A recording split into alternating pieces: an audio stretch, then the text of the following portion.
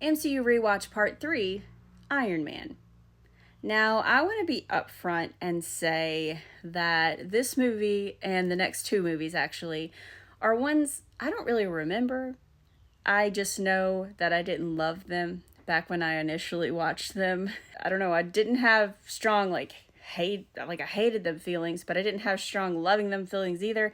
So I'm hoping that they surprise me, but I'm going in not remembering anything and just not super excited, honestly, about this movie or the next two. So those were my thoughts before watching Iron Man, and then I watched it. I found myself having a hard time staying locked into this movie for the first three-fourths of it, and then toward the end it picked up and I was more interested. It just wasn't for me. This is not me saying it's bad. It's just my MCU rewatch, and I'm trying to rank everything at the end. So keep that in mind when I'm about to give you scores in 4 different categories, that the scores I'm giving are to help me rank my personal list at the end of my MCU rewatch. So don't get mad at some of these low scores that are about to happen. For story, I gave this movie a 3 out of 5. I didn't think it was bad, and I didn't love it either. It was fine. Tony's growth is what makes this a little bit higher. So 3 out of 5, middle of the road, nothing wrong with that. The second category, however, is connection.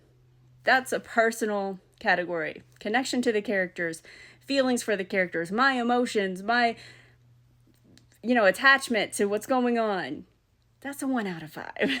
It just didn't happen for me. I didn't really connect with Tony. I didn't connect with Pepper. I was like, what are you doing putting up with this dude? And Rhodey, there just wasn't enough there to connect to in this movie. So yeah, it's a 1 out of 5. Aesthetics and vibe though, that's a 3 out of 5.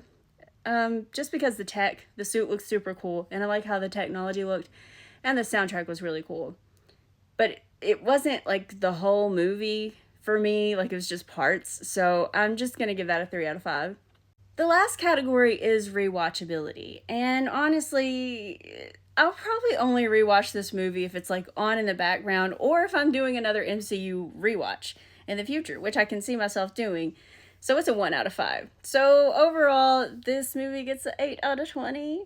This is not me saying it's a bad movie necessarily, just saying it's not really for me, and I'm trying to rank based on the entire MCU, and it's just not the movie for me. Now, the next movie is Iron Man 2, so we'll see how that goes.